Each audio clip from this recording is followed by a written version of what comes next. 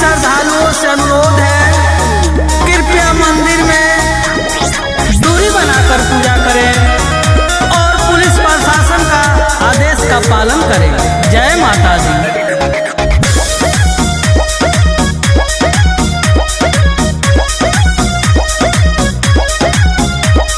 शासन के शासन वाले राजा जी, नवरात्र में आई नहीं माजा जी। अरे हम बाली नु पागल तो उसे का अरे शासन के शासन वाले राजा जी, नवरात्र में आई नहीं माजा जी।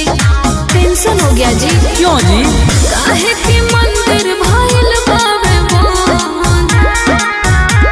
दरोगा जी के दिल धनी बापरसा, अच्छा उहे करई है मैया जी के दरसा। सचो दरोगा जी के दिल धनी बापरसा, उहे करई है मैया जी के दरसा।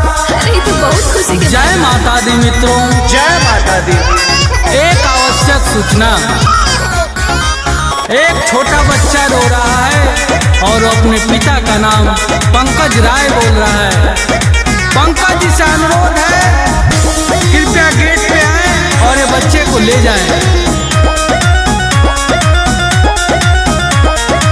फूल लेके खड़ा बनी आईनी दुआरी, कैसे ई मन के संहारी हो। हाँ श्रद्धा से आइल बारू श्रद्धा जगावो, कृपा को दी है मातारी हो।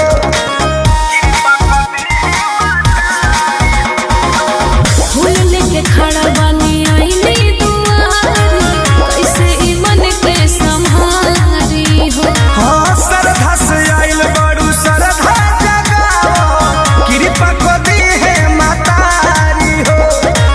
ओही खातिर धक धक करेला धड़कन, बुझा नहीं।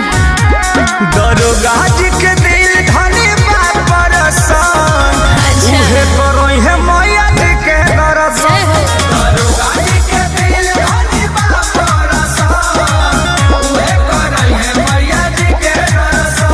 चलो हेलो हेलो, अरे माइक वाला भैया थोड़ा माइक का आवाज उठावा। जय माता दी। जय माता दी।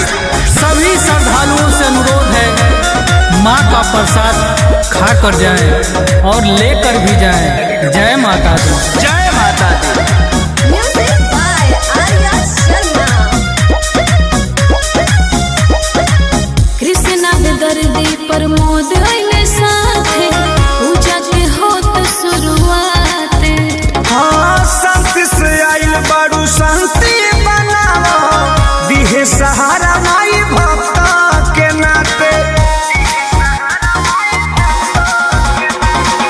कृष्णा बेदर्दी प्रमोद आइले साथे, पूजा के होत शुरुआत।